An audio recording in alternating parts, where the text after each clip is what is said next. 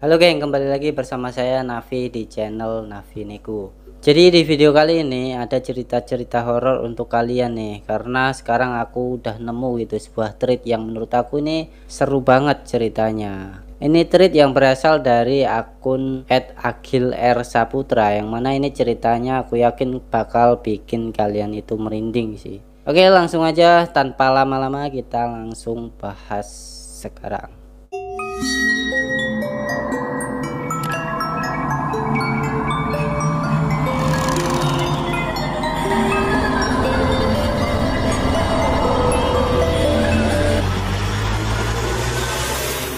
Ini kisah yang dialami oleh sebuah keluarga yang ngalamin ini keluarganya Pak Harto, geng. Yang dimana semuanya bermula saat Pak Harto ini beli rumah lelang gitu, dari sebuah bank, dan ya harganya rumahnya pun itu lumayan murah gitu dengan rumah yang sebagus itu. Nah, jadi karena itu Pak Harto pun itu tergiur banget untuk ngebeli rumahnya gitu. Karena saat itu Pak Harto dan istrinya ini itu memang masih tinggal di rumah kontrakan. Ya udahlah, akhirnya rumahnya pun dibeli dan mereka pun tinggal di sana.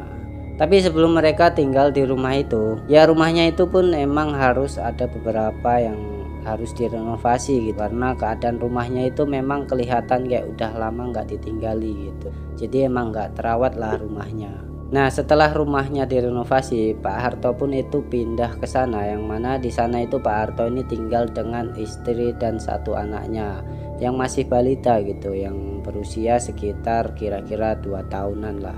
Nah, awal-awal mereka tinggal di rumah barunya itu nggak ada yang aneh ya, semuanya itu normal gitu. Cuman di hari pertama anaknya Pak Harto ini rewel gitu, sering nangis gitu loh. Jadi anaknya Pak Harto ini tuh minta pulang ke rumah gitu, maksudnya itu minta balik ke rumah kontrakannya yang lama gitu.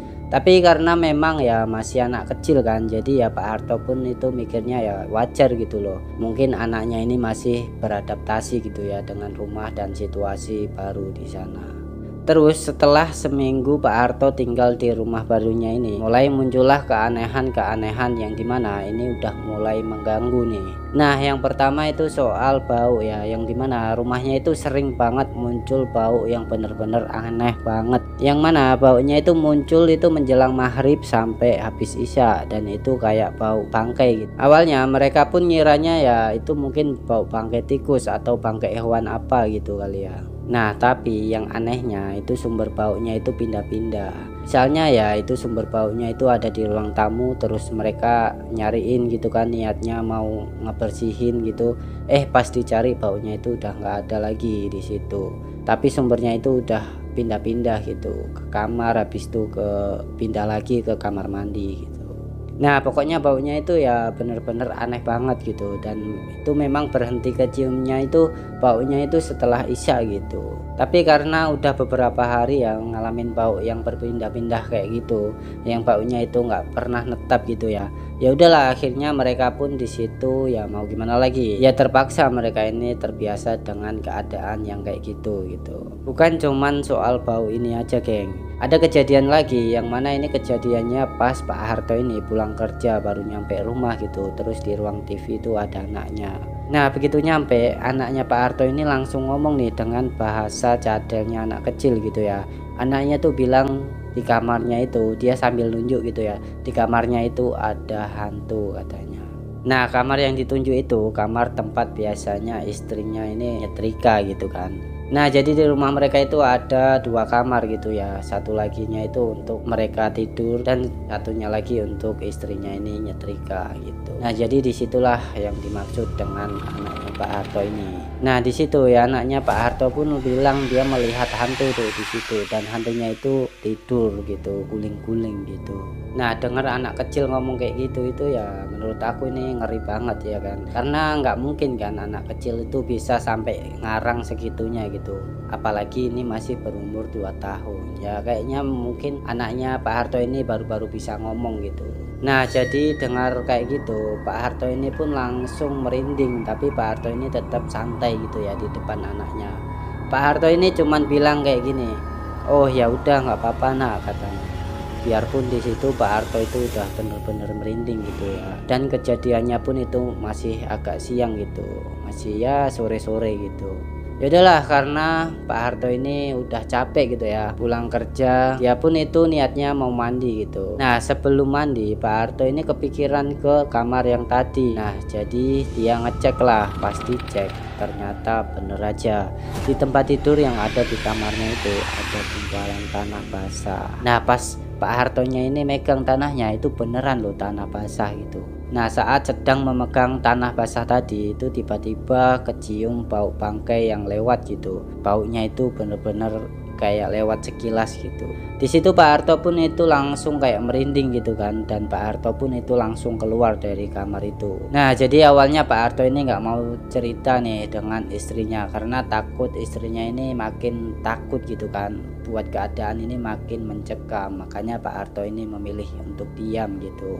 Ya udahlah, setelah itu Pak Harto pun itu mandi sambil mikirin soal apa yang terjadi dengan dia tadi. Nah, begitu dia cerita ya soal apa yang terjadi di rumah barunya dengan bapaknya.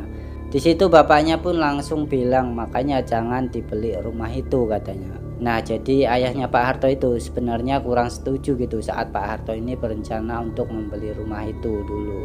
Nah, tapi karena Pak Harto ini dengan istrinya emang belum punya rumah kan, masih ngontrak gitu. Makanya Pak Harto ini pun itu tetap ngebeli rumah itu yang harganya itu agak miring sih emang. Akhirnya di situ ayahnya Pak Harto pun nyaranin gitu, coba adain tahlilan dan bacain Yasin gitu di rumah itu. Dan konsultasi juga dengan warga-warga di sana. Ya, mungkin warga di sana ada yang tahu kan sejarah dan latar belakangnya soal rumah barunya itu. Akhirnya Pak Harto pun ngikutin saran ayahnya dan mereka pun itu ngadain doa bersama di rumah barunya itu, ngundang warga dan tetangga di sana gitu. Nah, singkat cerita malam itu setelah doanya selesai, jadi satu persatu warga pun itu pulang gitu. Jadi di situ tinggal Pak RT dan Pak Ustadz dan juga Pak Harto ini. Nah, di tengah-tengah obrolannya baru nih Pak Harto ini cerita soal gangguan-gangguan yang terjadi di rumah barunya itu. Nah, tapi sayangnya Pak Ustadz dan Pak RT ini setelah mendengar cerita Pak Harto ini, mereka ini cuma nyaranin untuk memperkuat iman aja, geng. Nah, di sini Pak Harto ini yakin banget gitu ya, kayak ada sesuatu yang ditutupin karena kelihatan banget tuh Pak RT dan Pak Ustadz itu kayaknya tahu gitu soal apa yang terjadi di rumah itu atau latar belakang rumah itu ya. Tapi mau gimana lagi, tapi ya di situ Pak Harto pun nggak punya hak kan untuk maksa gitu. Jadi ya mau gimana lagi, ya udahlah, malam itu Pak RT dan Pak Ustadz pun itu pamit pulang gitu, dan Pak Harto pun itu siap-siap beres dan habis itu tidur gitu. Nah, setelah 3 bulan Pak Harto dan istrinya tinggal di rumah itu gangguannya belum hilang ya, terutama soal bau bangkai yang aneh tadi itu masih tercium tuh dari maghrib sampai isya. Dan akhirnya mereka pun udah terbiasa gitu dengan keadaan kayak gitu kan. Dan yang penting ya istrinya itu nggak ngeluh ketakutan, istrinya nggak ngeluh, ya sudah berarti aman gitu kan. Lagian kalau mau pindah nggak tahu mau kemana nih, ya paling kalau mau pindah itu harus ngontrak lagi, karena itu harus ngeluarin uang kan. Makanya ya mau nggak mau mereka itu tahan di situ. Nah, awalnya emang gangguannya itu ya belum ekstrim, makanya mereka itu masih bisa mikir kayak gitu kan. Tapi semuanya jadi makin parah nih karena ada campur tangan temannya Pak Harto ini yang bernama Pak Joni. Yang mana pas hari itu Pak Joni ini datang ke rumahnya Pak Harto itu untuk nawarin diri. Katanya dia bisa ngusirin hantu gitu ya, atau makhluk gaib gitu yang ada di rumahnya Pak Harto ini. Sebenarnya Pak Harto ini kurang srek gitu dengan Pak Joni, karena Pak Joni ini ya orangnya terkesan sombong dan angkuh gitu. Karena Pak Joni ini sering banget gitu ngaku-ngaku kalau dia itu punya ilmu kayak dukun gitulah. Makanya nih Pak Joni ini datang ke rumah Pak Harto ini untuk nawarin diri gitu loh, kalau dia ini bisa ngebersihin rumahnya. Nah, akhirnya Pak Harto pun itu setuju-setuju aja, karena yang dia pikirin ya dicoba aja dulu gitu kan, mana tahu berhasil. Nah, biarpun awalnya Pak Harto ini udah agak ragu gitu kan dengan kemampuan Pak Joni ini, ya udahlah, karena di situ Pak Harto pun setuju. Akhirnya proses pembersihannya itu pun dilakukan, yang mana prosesi pembersihannya itu dilakukan cuma simpel banget gitu ya. Katanya cuma naburin garam di beberapa sudut rumahnya itu dengan kain hitam. Setelah itu ya udah selesai gitu loh. Nah, jadi di situ kata si Pak Joni pun ya, katanya semuanya udah selesai dan semua gangguan yang ada di sini udah nggak ada lagi. Semuanya udah saya bersihkan katanya. Nah kata Pak Joni itu kurang lebih kayak gitulah. Pak Harto pun cuman bisa berharap semoga ya rumahnya itu benar-benar bersih gitu loh. Ya udahlah, setelah itu Pak Joni pun itu pulang gitu. Nah setelah Pak Joni ini pulang, malam itu mulai nih suasana di rumahnya ini udah mulai aneh gitu. Karena Pak Harto ini ngerasa kalau situasinya itu ngebuat dia itu ngerasa resah, tapi nggak tahu resahnya itu karena apa gitu kan. Bukan cuma itu doang geng, rumahnya pun itu tiba-tiba sangat panas gitu loh, hangat gitu. Sampai-sampai malam itu Pak Harto pun itu tidur sampai di ruang tamu. Nah pas dia tidur nih, tengah malamnya Pak Harto ini kebangun gitu karena dengar suara kelincingan tuh dari depan rumahnya. Nah jadi karena penasaran, Pak Harto ini pun bangun gitu, ngintip dari jendela depan rumahnya. Nah tapi pas dilihat itu nggak ada apa-apa gitu. Tapi tak lama kemudian kedengaran lagi tuh suara kelincingannya, dan suaranya itu berasal dari dalam rumahnya. Dan kedengaran suara kelincingannya pun itu makin kuat gitu. Nah pas Pak Harto ini balik badan, tiba-tiba kayak ada benda jatuh gitu ya, sesuatu yang jatuh persis di hadapannya. Dan ternyata itu sosok pocong dengan kafan yang udah lusuh banget geng. Nah di situ ya katanya sosok pocongnya itu wajahnya itu nggak kelihatan karena tertutup dengan kafan gitu. Cuman yang kelihatan itu cuman mulutnya aja. Dan pocong itu langsung ngomong pindahlah dari sini gitu. Tapi pocongnya itu ngomongnya pakai bahasa Jawa ya, bukan bahasa Indonesia. Nah karena ngelihat sosok kayak gitu, Pak Harto pun itu langsung berasa sekujur tubuhnya itu lemes dan semua jadi gelap gitu. Dan Pak Harto pun ini pingsan geng. Besok paginya Pak Harto kebangun itu di posisi yang dia lihat pocong semalam gitu ya. Nah di situ dia kebangun dalam keadaan demam tinggi. Ya mungkin karena tubuhnya terlalu kaget gitu ya, melihat sesuatu yang sebelumnya belum pernah dia lihat gitu. Mungkin itu refleks tubuhnya gitu yang membuat Pak Harto ini makin demam tinggi gitu kan. Nah jadi soal kejadian tadi malam itu Pak Hartonya pun tetap nggak mau ceritain ya ke istrinya, karena takutnya istrinya itu takut gitu, terus buru-buru minta pindah gitu kan, repot gitu kan. Dan dari sini ya kejadiannya ini bukan mereda, malah makin ekstrim lagi tuh ke depannya. Dan dari kejadian ini juga Pak Harto ini udah mulai nggak percaya lagi nih dengan si temennya Pak Joni tadi, karena sebelum Pak Joni ini turun tangan ya gangguan yang ada di rumahnya itu nggak se ekstrim ini gitu loh ya, cuman bau bangkai biasa aja gitu.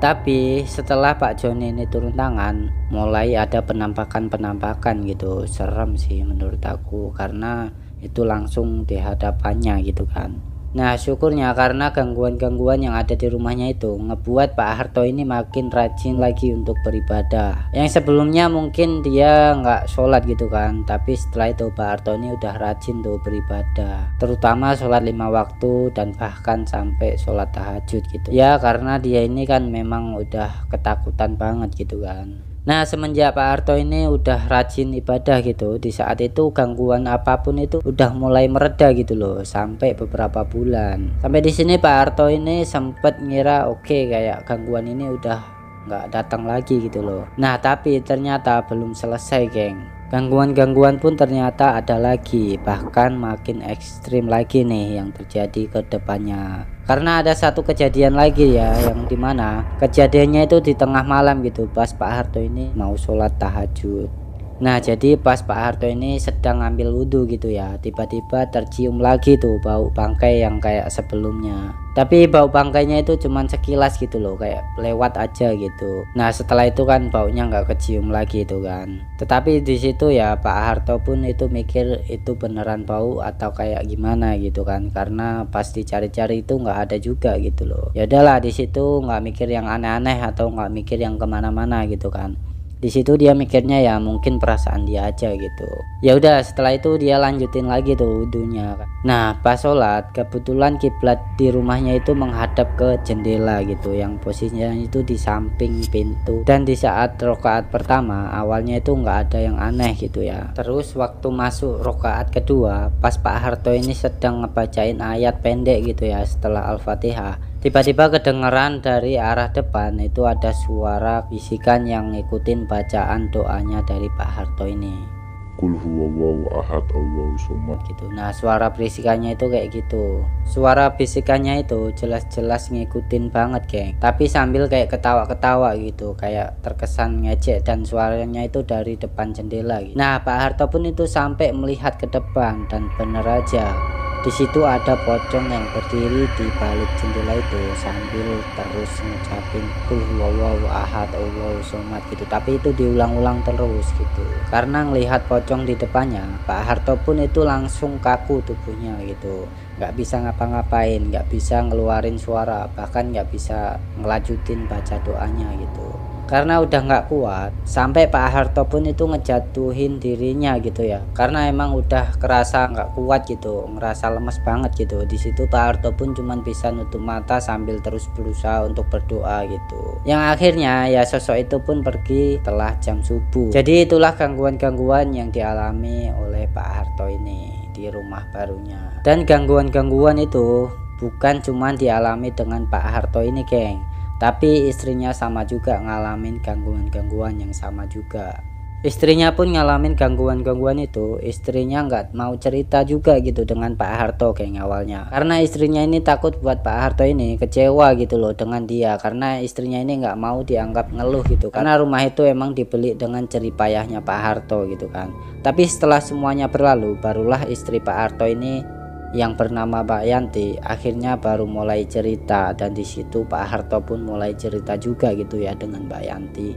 Dan sekarang aku ceritain ya ke kalian dari sudut pandangnya Mbak Yanti, kayak gimana sih, ada apa yang terjadi atau apa yang dialami oleh Mbak Yanti ini. Nah jadi awal-awal mereka baru pindah dari rumahnya itu, yang dirasain dengan Mbak Yanti itu sama juga gitu ya yang dirasain dengan Pak Harto. Ya soal bau yang mereka cium yang kayak kejadian di awal tadi gitu. Dan soal ini ya Mbak Yanti pun itu memang cerita juga dengan Pak Harto, tapi mereka ini sama-sama ngerasa aneh gitu. Tapi mereka ini ya nggak notice gitu kan kalau itu memang ya mungkin hantu atau semacamnya gitu kan. Tapi sesuatu yang diceritain dengan Mbak Yanti ini soal mimpi, yang mana ini gangguan pertama yang dialami Mbak Yanti. Dan ini kejadian di malam pertama mereka tidur di rumah barunya. Nah yang mana ini mimpi, tapi ini mimpinya itu bener-bener aneh gitu, dan rasanya itu kayak nyata banget gitu. Jadi di mimpinya Mbak Yanti ini ngelihat kepala anaknya itu dielus-elus dengan sosok nenek-nenek yang wajahnya itu bener-bener serem banget. Pokoknya ya wajahnya itu nggak enak dilihat gitu ya, rambutnya pun itu kusut gitu. Yang mana di situ pas sosok nenek itu sedang ngelus-ngelus kepala anaknya, itu anaknya itu sedang ketakutan gitu sambil nangis-nangis karena emang dilus-lus dengan sosok yang serem gitu kan. Nah tiba-tiba sosok itu ngeluarin arit yang seolah-olah kayak mau ngelukain si anaknya Mbak Yanti ini geng. Nah jadi di saat itu Mbak Yanti itu langsung refleks gitu ya, langsung deketin anaknya, ngambil anaknya dan lari ngejauh dari sosok itu gitu. Tapi pas dia lari langkahnya itu berasa berat banget gitu. Nah sambil lari Mbak Yanti pun itu melihat ke belakang gitu, dan sosok nenek-nenek tadi entah kenapa itu kelihatannya itu kayak pocong gitu, tersenyum gitu kan. Tapi di situ Mbak Yantinya pun itu tetap maksain lari gitu dengan langkah yang berat gitu kan. Nah pas dia lari ketemu dengan Pak Harto tuh di situ. Pak Harto pun itu langsung ngambil anaknya dan menggendong anaknya gitu kan. Nah di situ Mbak Yanti pun langsung lari lagi gitu kan, ya karena terlalu ketakutan gitu ya. Mbak Yanti pun akhirnya jatuh geng. Nah pas jatuh dia ngelihat sosok itu tuh udah persis ada di atas dadanya gitu, udah nindih Mbak Yanti ini dengan jelas.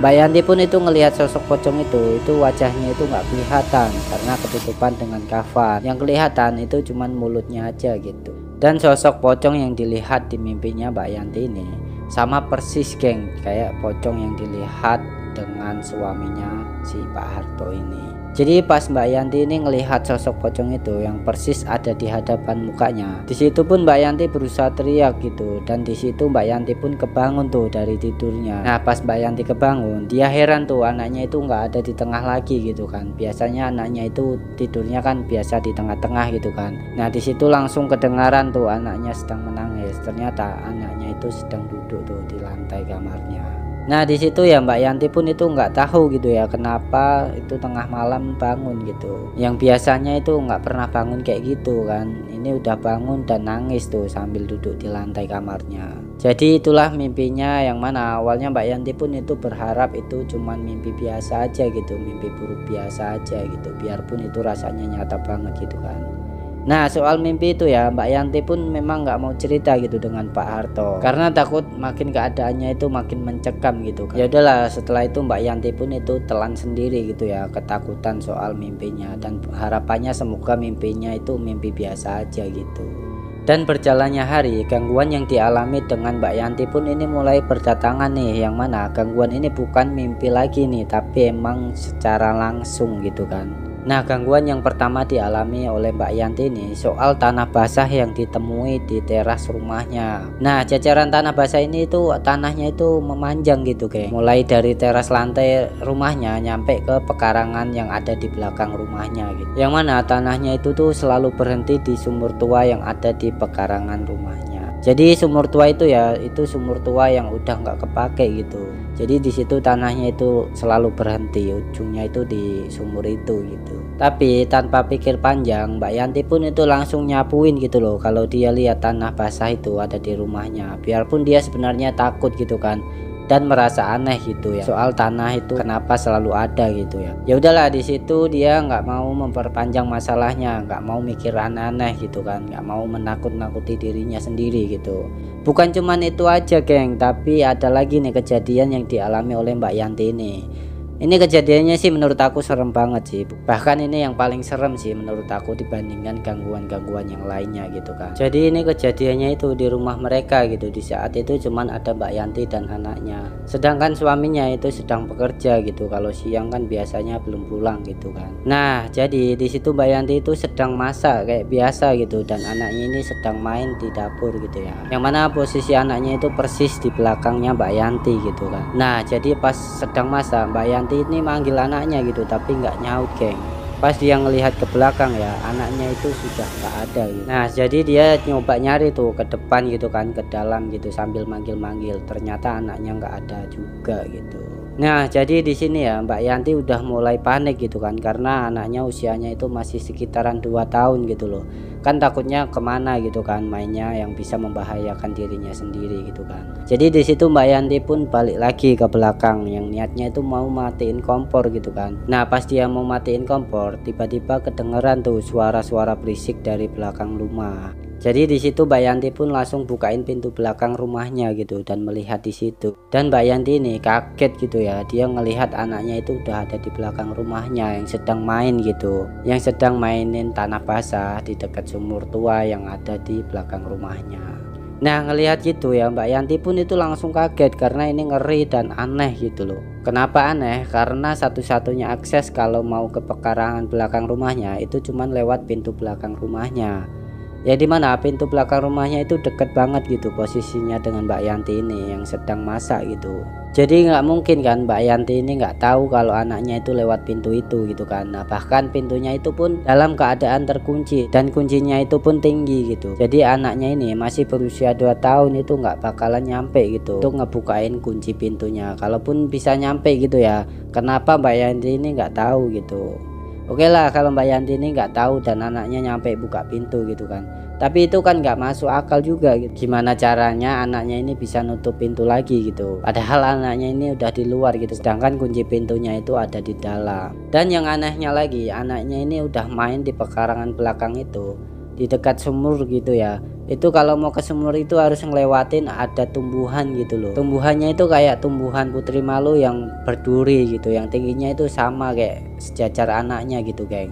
Jadi nggak mungkin kan anaknya ini bisa ngelewatin semak-semak berduri kayak gitu. Jadi inilah yang ngebuat Mbak Yanti ini ketakutan dan merasa aneh gitu. Karena ini udah benar-benar nggak logis lagi gitu kan. Kalau kita tetap berpikir logis dalam keadaan kayak gitu, yaitu terkesan cuman menghibur diri aja gitu nggak sih. Jadi karena kejadian-kejadian kayak gitu ya barulah membuat Mbak Yanti ini udah ngerasa nggak betah gitu di rumah. Tapi ini masih belum ngomong ya dengan suaminya, dan karena itu udah ketakutan gitu kan. Semenjak itu Mbak Yanti pun itu udah jarang di rumah gitu, udah nggak betah di rumah gitu. Jadi pas suaminya kerja, Mbak Yanti ini sering main ke rumah tetangga ngebawa anaknya gitu. Tapi yang sering Mbak Yanti ini main ke rumah mertuanya gitu loh dengan ngebawa anaknya. Nah biasanya kalau suaminya pulang, barulah suaminya ini sekaligus ngejemput anaknya dan Mbak Yanti ini untuk pulang bareng gitu. Tapi berjalannya waktu, karena kejadian yang mereka alami itu bener-bener udah nggak bisa ditahan lagi gitu kan. Apalagi soal tanah misterius, tanah basah yang selalu mereka temui di lantainya.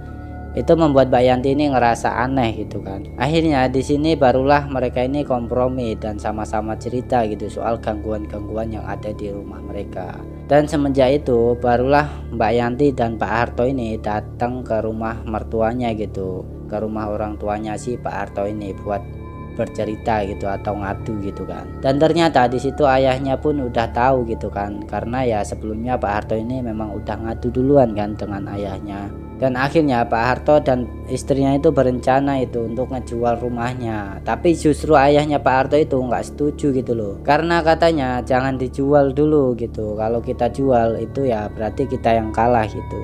Nah jadi di situ ya ayahnya Pak Harto itu nyaranin coba nyari bantuan gitu, yang akhirnya mereka ini dapat bantuan gitu dari seorang kiai besar yang ada di daerahnya gitu, yang mana kiai itu kira-kira bisa ngebantu mereka untuk ngebersihin gangguan-gangguan yang ada di rumahnya gitu. Ya udahlah, mereka bertiga pun itu akhirnya datang ke rumah Pak Kiai gitu. Sampai di sana mereka pun itu langsung nyeritain gitu ya soal gangguan-gangguan yang ada di rumahnya. Nah singkat cerita, di hari H yang udah mereka janjikan, akhirnya Pak Kiai pun datang gitu ke rumahnya Pak Harto, yang mana Pak Kiai ini datang dengan beberapa santrinya yang udah siap untuk berdoa bersama gitu di rumahnya untuk melawan gangguan-gangguan yang ada di rumahnya Pak Harto ini. Nah pas mereka sedang berdoa di rumah barunya Pak Harto ini, yang mana itu doanya pun emang dipimpin dengan Pak Kiainya ya. Nah di situ Pak Harto ini tiba-tiba ngerasa bau bangkainya itu kecium lagi geng, dan baunya itu kayak ngelilingin mereka gitu. Dan tak lama kemudian kedengaran nih suara ledakan dari dalam rumahnya. Nah setelah suara ledakan itu, jadi baunya itu makin kecium lagi, tapi di situ mereka tetap berusaha untuk fokus untuk selesai doanya gitu kan. Nah setelah selesai doanya, barulah Pak Kiai itu pun nyuruh santrinya itu pulang duluan gitu. Jadi tinggal mereka tuh, ada Pak Kiai, ada Pak Harto, ada Pak istrinya, juga ada ayahnya Pak Harto. Dan di situ Pak Kiai pun minta linggis, dan mereka pun itu jalan tuh ke belakang rumahnya, ke pekarangan belakang rumahnya yang ada di sumur tua tadi itu. Nah nyampe di sumur tua tadi itu Pak Kiai nyuruh Pak Harto ini untuk hancurin lantai-lantai yang ada di dekat sumur itu. Nah setelah lantai semen itu hancur yang dipukulin oleh Pak Harto ini, disitulah mereka ini nemuin ada boneka yang sebesar badan orang dewasa geng, yang dimana bonekanya itu berbentuk pocong, dan di dalam bonekanya itu ada gumpalan rambut putih juga. Ya udahlah, setelah itu Pak Kiai pun itu langsung ya ngebakar boneka itu, dan setelah itu Pak Kiai baru menjelaskan itu dari sudut pandang spiritualnya, yang katanya bonekanya itu sengaja ditaruh di situ dengan pemilik pertama rumah itu. Mungkin karena pemilik rumah yang sebelumnya itu kecewa dengan pihak bank gitu ya yang bersangkutan, karena udah disita gitu rumahnya. Jadi dia itu kayak ya ngebuat nantinya itu orang-orang yang tinggal di rumah itu nggak betah gitu. Tapi setelah semua ini mereka itu nggak jadi ngejual rumahnya ya, karena gangguan-gangguan yang sebelumnya mereka alami itu udah nggak ada lagi tuh. Jadi rumahnya pun itu udah benar-benar bersih gitu kan. Jadi di situ rumahnya itu udah benar-benar bersih, dan akhirnya mereka pun tetap tinggal di situ gitu ya. Dan rumahnya itu udah aman gitu karena emang nggak ada gangguan-gangguannya lagi. Oke, jadi itu ceritanya geng. Kalau kalian suka boleh silahkan subscribe dan komen kalau ada treat-treat lagi yang menarik untuk kita bahas. Sampai jumpa video berikutnya.